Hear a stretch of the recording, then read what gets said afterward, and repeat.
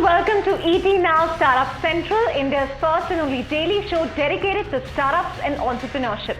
I'm Chandra Shrikant, joining you live from India's startup capital, Bengaluru, and we have a power-packed show lined up for you over the next 20 minutes. And I'm Krishna Kumar, coming to you live from ET Now's Mumbai studios. First up, I check on all that's making headlines here at ET Now Startup Central. Online marketplace ShopClues, which became a recent member of the Unicorn Club in India earlier this year, is optimistic of scaling up on its own, even as there is increasing talk of a consolidation in the e-commerce space. Deals in venture capital-backed companies continue to see a downtrend globally on the back of concerns over valuation and unfavorable macroeconomy and the possible impact of Brexit. That's according to a quarterly global report by KPMG CB Insights. More details coming up on the show. Online jewelry retailer Bluestone.com, backed by the likes of Ratan Tata, has raised 200 crore rupees in a fresh round of funding led by IIFL and Axel Partners. This comes weeks after Titan acquired a majority stake in its rival CarrotLane.com. Rentomojo, an online platform that lets you rent out your furniture and electrical appliances, has raised $5 million in Series A funding as investors see a potential market for rented furnishing among young professionals who move multiple cities. And it's a unique concept for startups that is modeled on the very successful Silicon Valley style of creating world-class products and entrepreneurs, but uniquely shaped to suit the Indian startup ecosystem. It's called Garage, and no less than Infy's co-founder Chris Gopalakrishnan is the driving force behind it.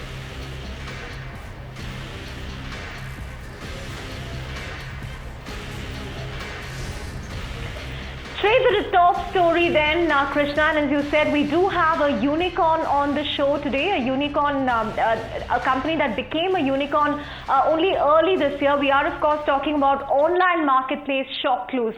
Now, even as there is continuous buzz of consolidation between Flipkart, Snapdeal, Paytm, with Alibaba's entry, ShopClues is confident for now that it can grow on its own without any strategic partner. We caught up with the founding team, Sanjay Sethi, its CEO, as well as Radhika Agarwal, its Chief Business Officer, to find out why they are optimistic, and we also asked them about the quirkiest items being sold as far as ShopClues is concerned. What we've rolled out today, Ad Zone, gives the merchants an ability to increase their sales, not just on the ShopClues platform, but also increase. There are certain elements, certain features in the product that enable them to increase their sales in their offline capability as well, and probably to their own website as well if they have one. So there are multiple facets to this, and we did a pilot with about 300 odd merchants. Lots of excitement around this. We've seen amazing results for them, both on the platform and off the platform. Right. Sanjay, Radhika recently spoke about a $3 billion GMV, I think, by the end of this year, and your competitors think GMV is yesterday's metric and, last year's metric. So why is ShopClues giving this target? Just taking one number and looking at that number in isolation has been a problem from the past. I think it is always important to see when Radhika says 3 billion, then 3 billion needs to come, and I'm sure it has also come up with 3 billion happens is a mark where we get into full cash flow positivity. At that time, we have about 1 million merchants on our platform. We are doing about 6 million units sales for the month.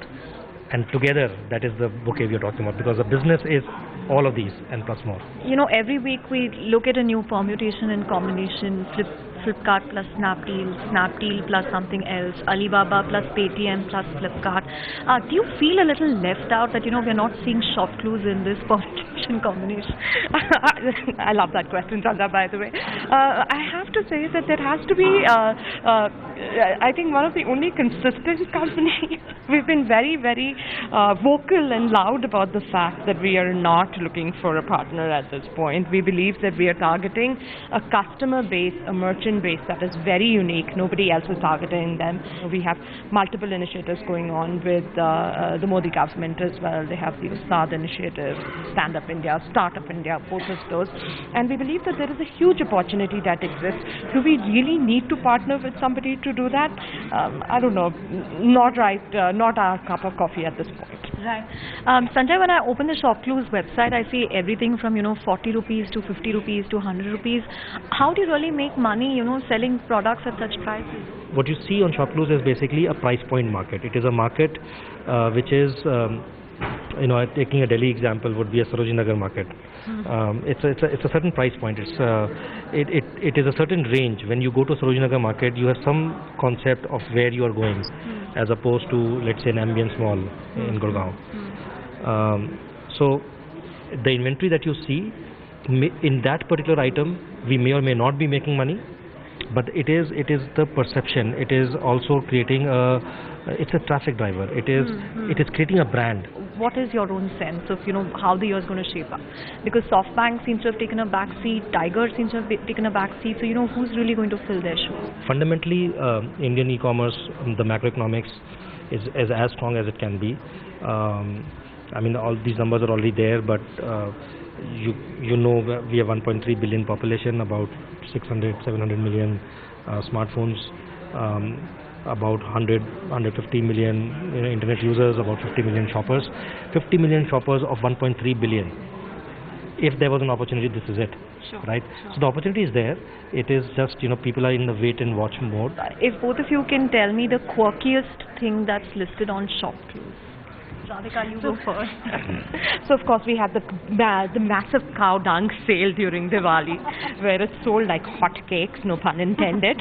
But recently I think we saw this, there's a toilet paper roll holder which is in the shape of a Polaroid, and the toilet paper comes right out, and I thought that was really unique. One was a used Ghode Ki Naal, the horseshoe, for good luck. I think that was very interesting. Did you get one yourself? No, I did. That's the secret of ShopClues success. There was this rose, a red rose that says "I love you." So it's a "I love you" rose. I think was interesting. And I recently bought something which was actually very useful. I bought so my hands, when I'm sleeping, I watch a little bit of some movies on my iPhone. So I bought a clamp that you can put on your headrest, where you can hold your phone right in front of you, and then I put it on timer and switch it on, and then I sleep. Krishna, certainly some very quirky picks there. They were telling me that cow dung cakes was the most sought after item during the Diwali season. We have to see if that will get repeated this time as well. But I think used horseshoe for good luck sounds like a decent idea. Maybe I should look that up online. Oh, anything for good luck, Chandra. And also that headrest with the clamp with the to hold the phone, that sounds like just wonderful. I want to go and pick up one of those, because I can't sleep without watching something on the phone, be it Facebook videos or YouTube, or for the matter an entire movie. So that sounds very interesting. On that note, let's move on to the other big story that we're tracking over here. Deals in venture capital-backed companies continue to see a downtrend globally on the back of concerns over valuations, an unfavorable macroeconomy, and the possible impact of Brexit. That's according to a quarterly global report by KPMG CB Insights. Now, venture capital firms have invested $583 million into Indian companies during the April to June period, down by 59% compared to the $1.4 billion in the previous quarter. Investors are vetting early-stage investments more than ever before. Top investors in Asia during the period include the likes of Bloom, 500 Startups, and Sequoia Capital. Now, the positive trend, however, is the rise of family houses and investment arms of Indian businesses who are actively looking to fund startups. So that, as far as the KPMG CB Insights report is concerned. And on to the other big story that we're tracking over here. Online jewelry retailer Bluestone.com, backed by the likes of Ratan Tata, has raised 200 crore rupees in a fresh round of funding led by IIFL and Accel Partners. Now, this comes weeks after Titan acquired a majority stake in its rival CarrotLane.com. Bluestone's founder and CEO Gaurav Singh Kushwaha spoke to us about the new round and if it will look at an offline play going forward. Take a look. The current environment is not as bad as it is made to be. So what has happened was there was a frenzy last year, and there was an excessive focus on growth, right? So a lot of fundamentals of the business were not taken into account. What's happening now is a lot more sanity is coming back into the market. So companies that are fundamentally profitable, that are fundamentally doing the right things, I think there's a lot of money available to them. There's a lot of investors who are actually willing to invest in the right sort of companies. Ours happens to be one of those. Okay, we have very sound unit economics. We have good profitability at unit level and so on. Did it become necessary for you to really go into the market, considering, Carrot Lane has been bought out by Titan? They have a big strategic investor now, an omni-channel presence, so to speak. So did that become necessary for you at this point?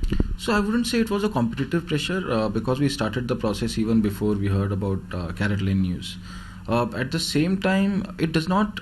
So if you fundamentally think, it actually it's a good validation for the market, with an established player like Tanishq getting positive and getting serious about the play. Also, if you see right now, the online jewelry market is not more than 50-60 million of the overall 60 billion jewelry market. Right, that's almost 0.1 or 0.2%. So I think the bigger task in front of Tanishq, in front of us, is to move this market online, as opposed to, let's say, competing with each other. Take us through some specifics in terms of what we are going to see in terms of categories from you, say, over the next year. Will festive season, be a huge opportunity for you? Sure. So in terms of categories and designs, right now we have almost 5,000 unique designs on the website. Now, if you compare it with any other offline store, this is significantly more. But at the same time, we did one of the analysis very recently, and we have mapped all sorts of jewelry that gets sold in India. So Rajasthan alone has some 30 or 40 different kind of jewelry that gets sold, right? And you take it to all those 50 states that we have. 50 states, US means, sorry. Yeah, go on. Okay. So we undertook this exercise to map all sorts of jewelry that gets sold in the country. Rajasthan alone has some 40-50 different kind of jewelry that is being sold in the state. And in terms of the average spend per user, have you seen that going up in the last few years? Initially people would have perhaps sampled, say, 5,000, 10,000. Have you seen that gradually going up? And what is your own inference there? Sure. So when we had started, our average ticket size was around 12,000 or so. Okay. Right now, the average ticket size across categories, across people, is around 25,000 rupees. Okay, that's a big jump. That's almost that's more than double in last 4 years or so. At the same time, another trend that we see is a person who is making the purchase for the first time. They start with a lower ticket item, but once they get comfortable, their average ticket size is 60 to 80% higher than their previous purchase. Right. So the lifetime value that we... So lifetime value is very, very high. In fact, at this early stage also, we are just 4 years old, and almost 50% of our revenues actually come from repeat users. Right. So the people who have used the service, they find a lot of value in this. Right. And in terms of an offline presence, considering now there is more scope for Carrot Lane, Tanishq, to work together in that area, what will you be doing? Will home trials be enough, or are you looking at other things? Just take us through what your plans are on that front. Sure. So offline, so Indians have been buying jewelry for ages, right? For centuries. And the whole touch and feel phenomena is there. Okay, it was there in many other categories also, but in jewelry it's much more prevalent. It's much more required. But at the same time, having a store and having a website which has nothing to do with each other is not quite omni-channel. Right? So what we believe is that the user experience is something that needs to be taken well.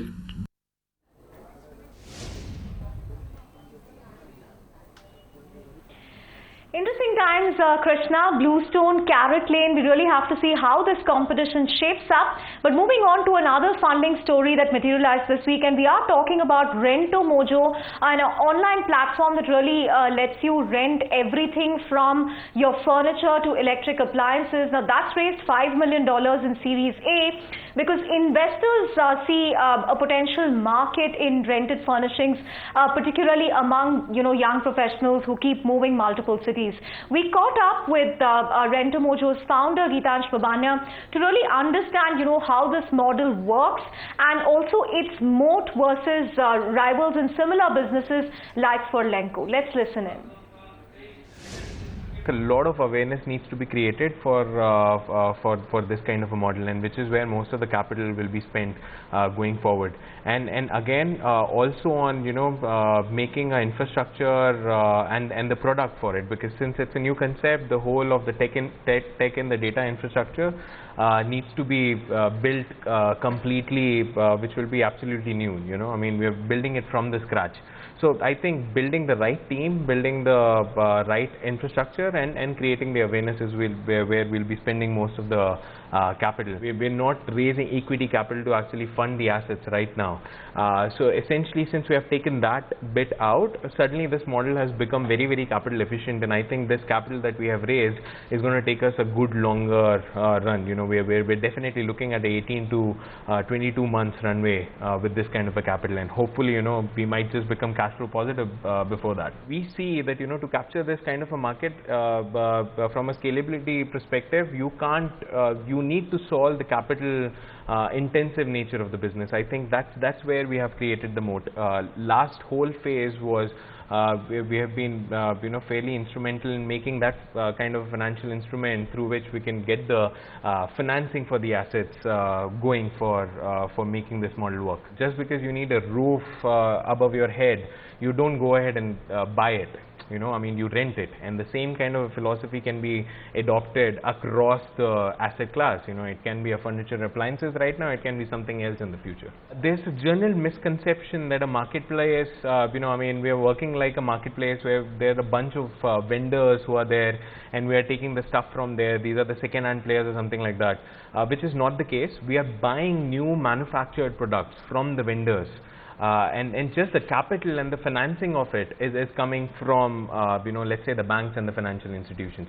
So essentially the consumer, if you're talking about the customer experience as such, they're getting a fresh product. I mean most of our consumers today are getting the first products, brand new products, typically for a fresh deployment. But of course, I mean, the nature of the business and the model is such that these products will actually go back. I mean, we'll come back to our warehouse and we'll have to deploy it again. Largely how the real estate is divided is 70-75% of the real estate is completely bare shell.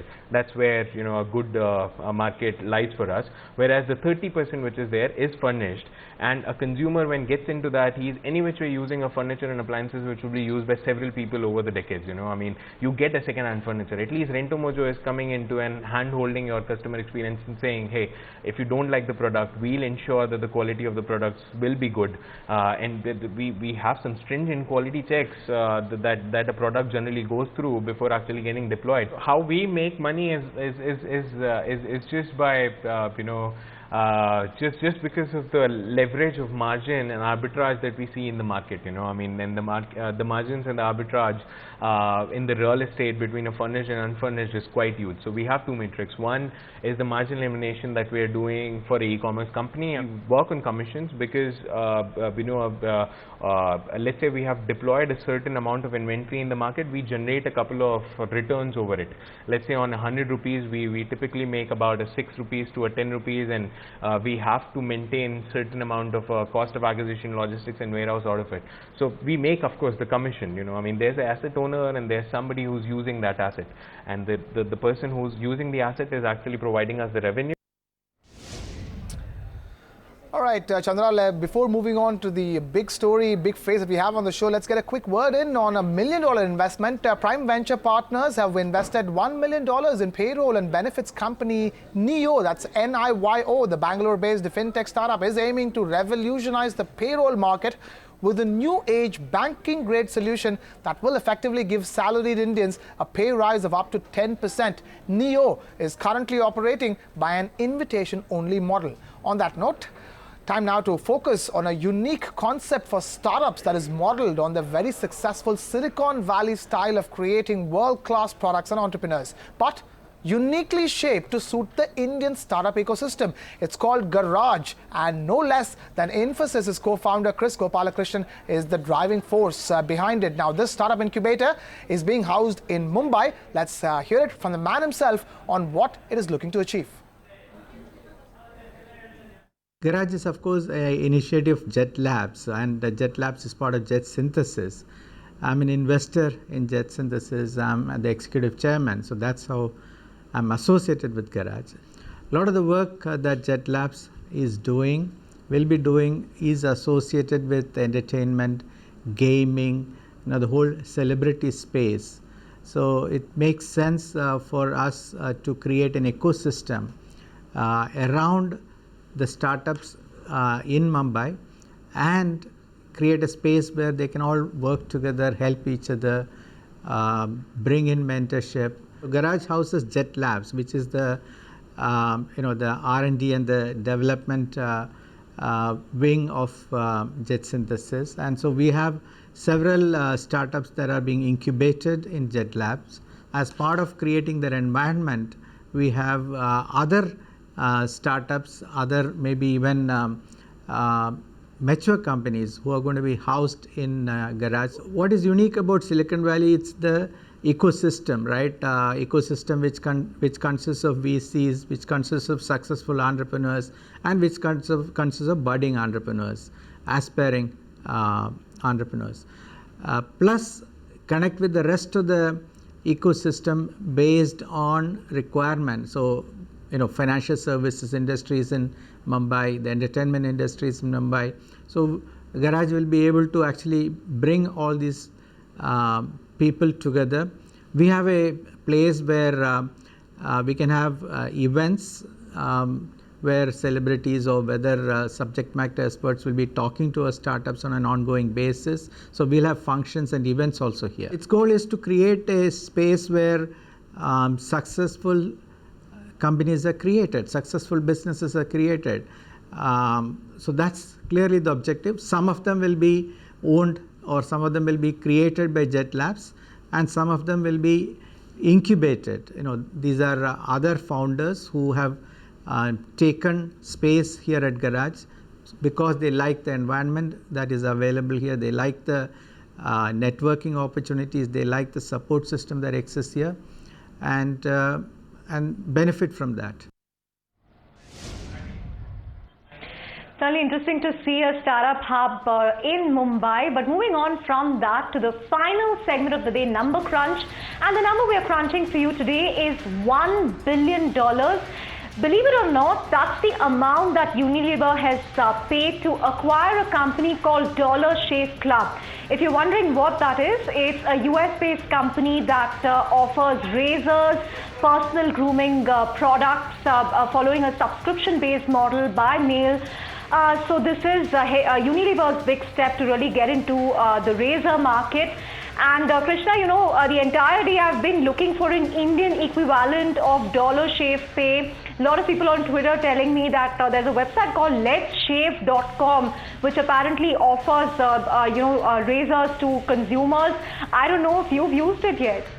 Chandra, this is not news just for the audience, but this is news you're giving to me as well, in terms of personal grooming for men coming from you. It's fantastic. Thank you. I will look that up. But on that note, we need to wrap things up here on this edition of ET Now Startup Central. Thank you so much for watching. Don't go anywhere. Keep it with ET Now.